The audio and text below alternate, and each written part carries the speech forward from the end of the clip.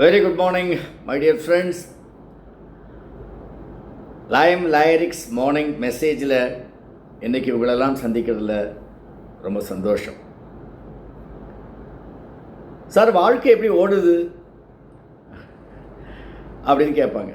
ஏன்னா வாழ்க்கை ஓட்டம், ஸ்ட்ரீம், இட்ஸ் ரன்னிங் இல்லையா, பேஸ் அப்படிங்கிறோம்.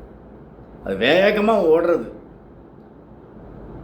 அந்த ஓட்டங்கள் ரொம்ப முக்கியம். தண்ணீர் கூட ஓடிட்டே இருந்தால்தான் அது பிரயோஜனமாக இருக்கும், நாற்றம் இல்லாமல் இருக்கும். தேங்கிய குட்டை நீர் நாற்றம் அடிக்கும், யாருக்கும் பிரயோஜனம் இல்லை. அதுபோல் ஓட்டம் இருக்கணும் வாழ்க்கை.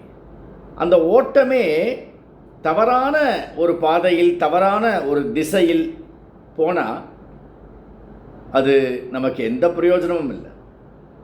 we have to streamline the thoughts. மன ஓட்டம்னு சொல்கிறோம். எண்ணங்களும் ஓட்டத்தில் தான் இருக்குது. அது மனம் ஓடிக்கொண்டே இருக்கிறது. my mind is running after that thing, that person அப்படின்னு சொல்கிறோம். ஸோ ஒருவரை நோக்கி, ஒன்றை நோக்கி நம்முடைய ஓட்டம் இருக்கணும்.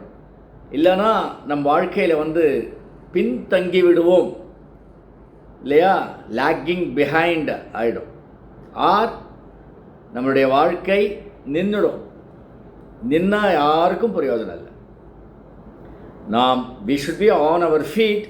அண்ட் அது மட்டும் இல்லை, ஃபிசிக்கலாக நம்ம ஒரு நிலையில் ஒரே ஓட்டத்தில் இருக்கணுன்றது அவசியம் இல்லை. அது மட்டுமோட நிற்கிறது இல்லை. ஆனால் அந்த எண்ணங்களும் சரியான பாதையில், சரியான வேகத்தில் ஓடிட்டே இருக்கணும். இன்றைக்கி முக்கால்வாசி குழந்தைகளை என்கிட்ட கூட்டின்னு வரும்போது எல்லோரும் என்ன சொல்கிறாங்கன்னா, சார் 8th வரைக்கும் நல்லா படித்தான், 9th வரைக்கும் நல்லா படித்தான், 10th வந்தான் சார் கிளாஸ் ஃபஸ்ட்டு. நீங்கள் நம்புவீங்களா? இப்போ 11th and 12th அப்படி சரியில்லை. கவனமே இல்லை, ஏகாகிர சிந்தனை இல்லை. அது ரொம்ப முக்கியம். ஒரு டைரக்ஷனில் நம்மளுடைய அந்த மன ஓட்டம் இருக்கணும். மகாபாரதத்தில் ஒரு காட்சி வரும். துரோணாச்சாரியார் பாண்டவர்களுக்கும் கௌரவர்களுக்கும் வில் வித்தை கற்றுக் கொடுப்பார். வில்லில் அம்பை பூட்டி அவர் அப்படியே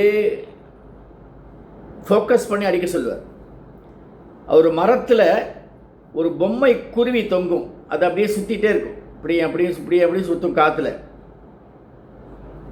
ஒவ்வொருத்தையும் கேட்கிறார் துரோணாச்சாரியார். மரம் தெரிகிறதா? தெரிகிறது. கிளை தெரிகிறது, இலை தெரிகிறது.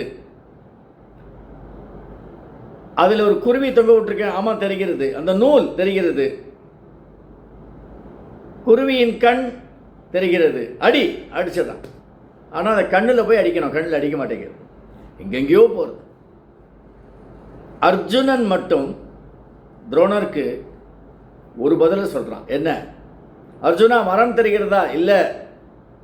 கிளை இல்லை, இலை இல்லை. அந்த குருவி இல்லை. அது கட்டியிருக்கிற நூல் இல்லை. குருவியின் கண் ஆமாம் தெரியுது. அடி. அந்த கண்ணில் போய் குத்துது. That is the focus. அந்த ஃபோக்கஸ் நமக்கு இருந்துகிட்டே இருக்கும்.